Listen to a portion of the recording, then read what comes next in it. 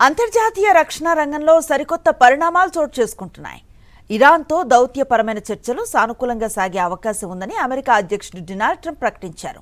ఒకవేళ చర్చలు విఫలమైతే వైమానిక దాడులను పునరుద్ధరిస్తామని హెచ్చరించారు.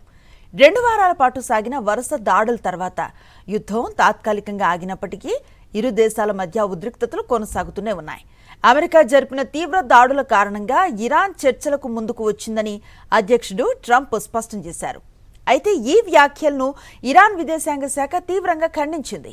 అమెరికాతో తాము నేరుగా మాట్లాడటం లేదని, కేవలం ఖతార్, పాకిస్తాన్ దేశాల ద్వారా మాత్రమే వర్తమానాలు పంపుతున్నామని వెల్లడించింది. మరోవైపు సముద్ర రవాణా మార్గాల్లో నౌకలపై ఇరాన్ మద్దతు ఉన్న ముఠాలు డ్రోన్ దాడులు కొనసాగిస్తూనే ఉన్నాయి. సముద్ర మార్గం గుండా జరిగే చమురు రవాణాను పునరుద్ధరించడమే లక్ష్యంగా గతంలో కుదుర్చుకున్న ఒప్పందం విఫలమైంది. జలసంధిపై పూర్తి అధికారం తమదే అని ఇరాన్ ప్రకటించడంతో ఓడల రాకపోకలు నిలిచిపోయాయి. దీంతో అంతర్జాతీయ మార్కెట్లో చమురు ధరలు మళ్లీ $100 దాటేశాయి. మౌలిక వస్తువులపై తీవ్ర స్థాయిలో దాడులు జరపాలని అమెరికా భావించినప్పటికీ క్షిపణి నిరోధక ఆయుధ నిల్వలు తగ్గిపోవడంతో తాత్కాలికంగా వెనక్కి తగ్గాల్సి వచ్చింది. మరోవైపు ఇరాన్పై సైనిక చర్యను నిరంతరం కొనసాగించాలని ఇజ్రాయెల్ ప్రధాని అమెరికాపై ఒత్తిడి తెస్తున్నారు. కానీ ఆయుధాల కొరత, పెరిగిన ఇంధన ధరలు అమెరికా పాలకులకు పెద్ద సవాల్గా మారాయి. ఎన్నికల వేళ చమురు ధరలు పెరగటంపై సొంత పార్టీ నాయకుల నుంచే విమర్శలు వెల్లువెత్తుతున్నాయి.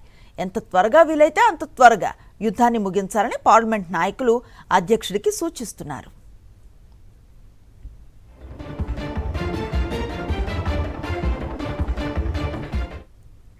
ఒంటరిగా పోరాటం చేసి ఇరాన్ను లొంగదీసుకోవటం సాధ్యం కాదని గ్రహించిన అమెరికా ఇప్పుడు ఇతర మిత్ర దేశాల సాయాన్ని కోరుతోంది.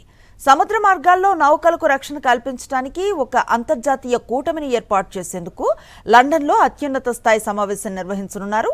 సైనిక దాడుల స్వస్తికి హామీ ఇస్తేనే తమ నౌకలను పంపుతామని ఐరోపా దేశాలు స్పష్టం చేస్తున్నాయి. దౌత్య చర్చలు ఫలిస్తాయో లేక మళ్లీ యుద్ధం తీవ్రం అవుతుందో వేచి చూడాలి. మరిన్ని అప్డేట్స్ కోసం ఛానల్ ను సబ్స్క్రైబ్ చేయండి. నోటిఫికేషన్స్ కోసం బెల్ ఐకాన్ పై క్లిక్ చేయండి.